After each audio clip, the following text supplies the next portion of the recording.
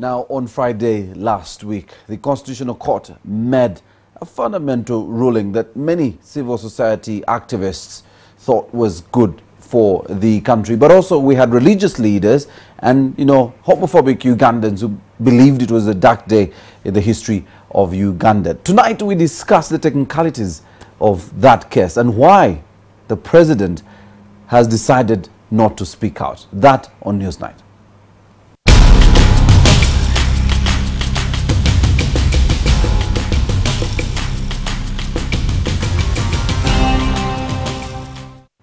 Welcome, you're watching Newsnight with the old man of the clan, Andrew, and the CEO of the Independent magazine. Andrew, thank you. Lead petitioner in this case. And yes, let's begin there. Why do you forget the yes, important stuff? This is important because you are among the petitioners in this case. Yes. Let's discuss why, for the very first time, we had a court make a decision in the shortest time possible. Why? Well, it is very difficult. It is very significant case? No, it is very difficult for me to know. I cannot enter the minds of the judges, but there are certain things you can see. You see, we took this matter to court to say two things. One, that this law was passed in an illegal manner because the parliament did not have quorum. And two, that the contents of this law intrude on people's privacy and violate people's rights. The court strategically, under Attorney General, decided to lock the case onto one issue.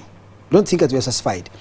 They locked it on the issue of procedure, that the procedure of parliament to pass a law was not followed, the quorum was not followed. And they did not listen to the substantive issues of us saying that this law violates Uganda's constitution. And my own interpretation, I think that's why the important point is that the judges may have judged or whatever, that they believe homosexual rights must be respected in Uganda. But because 90% of Ugandans are homophobic, because our assumed and acquired culture, not our traditional culture, but our acquired culture from Victorian England, makes people homophobic, then it may not be prudent for a court of law to make a decision that says that the constitution of Uganda tolerates homosexuality, because the court itself may lose legitimacy in the eyes of people. True. So the judges tactically did not want to address that issue, and they felt that the Attorney General himself knew he did not have sufficient argument to rebut our claim that the government has no business going into. You see, I'll give an example. Assuming a guy went to visit another, James Walusimbi went to visit John Okello. How would they enforce this law? Then they say he entered his house to visit him. Would the state go and say no? We have video evidence. No, say you should not sleep in the same bed. Or for that matter, in Uganda, men share beds a lot. Yes, you cannot sit on the same chair. No. If you share the bed, we will come and look into the bed sheet what you're doing. You see, it's such, this law, many of these Ugandans who shout don't understand.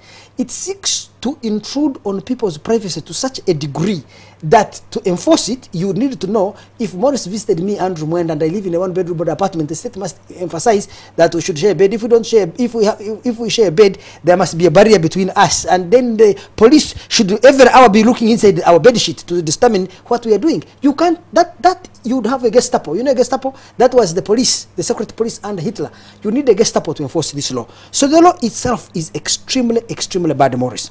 So, but I think that the Attorney General, recognizing that he had a weak case, decided to ensure that he avoids a debate on the substantive issues, so that you leave the judges to judge on the technicalities. This law was not thrown out with the argument that the Constitution of Uganda tolerates homosexuality. The law was thrown out saying, look, the way you passed it was in violation of the Constitution and the procedures of Parliament, and therefore it is a nullity. Let's discuss that. The fact that the law was passed, and I know court, the justices of the Constitutional Court were extremely bitter with the fact that the Speaker, who's meant to supersede over the office of in doing her job, is supposed to at least find out whether there is quorum to actually pass any single law, delegated that to probably nobody and opted to actually have the MPs vote without members, without quorum. To add insult to injury, yes. In fact, the Prime Minister of Uganda, Honorable Mbabazi, Right Honorable Mbabazi, stood up in the House and said there is no quorum.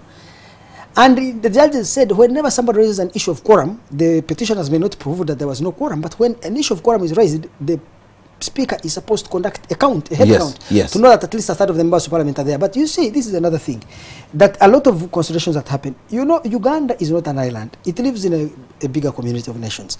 These nations and populations, we trade with them, we get investments from them, we receive them as tourists here. And I think that passing also this law was putting us at odds with so many of our allies and partners that it is unnecessary. Because the state of Uganda, if it reduces itself to regulating how people have sex, I can tell you. Anyway, I think that the state of Uganda can't do it because they can pass this law, it would only have been redundant. Yes. The question perhaps we should address is, given that the law was thrown out because of a technicality, won't the MPs mobilize afresh? Which they can.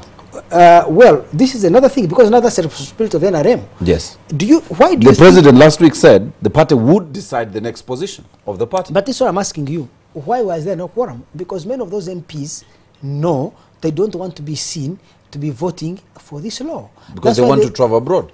It's not just wanting to travel, seeking to travel, meaning to travel abroad, desiring to travel abroad. They can travel to China. But they also know that the way the world is moving, you see, if you went to America in, say, 1950, 60 years ago, this law would have passed in the United States. If you go to the United States 100 years ago, they would have passed a law, in today anyway, they do this. Yes. No, black people, for many years in America, were second-class citizens. Yes. Black people won the right to vote in 1965. Yes. 1965. Yes. So the existence of a cultural prejudice does not mean a person like you, Maurice, you're an enlightened guy. Yes. Like me, we're enlightened intellectuals. Even if our society is culturally behind and holding a very progressive position, me and you cannot become advocates of saying, oh, our society believes women should not go to school, like you see in Saudi Arabia, women should be covering themselves, a woman cannot drive a car, she cannot go into public without her brother, and there must be progressive intellectuals in Saudi Arabia who should oppose oppression of any group, any minority group, because of culture. Culture can be oppressive. And this... Yes. Female genital mutilation. Yes. In the Toro culture, a king dies, they would bury him with some human beings alive. Should we say, because this is our culture, we should uphold it? So this is the point we're saying, that we need enlightened intellectuals of a progressive bent. If you go to my Facebook, I have 1,500 messages saying, you Mwenda, you homosexual, you bum shafter, you evil-minded man, you should be hanged. Yes, yes, we have to close this, Andrew, because this discussion we can continue tomorrow when we will be looking at the moral values and why Uganda, which is extremely homophobic, was looking at the Constitutional Court ruling on Friday as a dark day for Uganda. That and so much more when we return tomorrow. And that was Newsnight.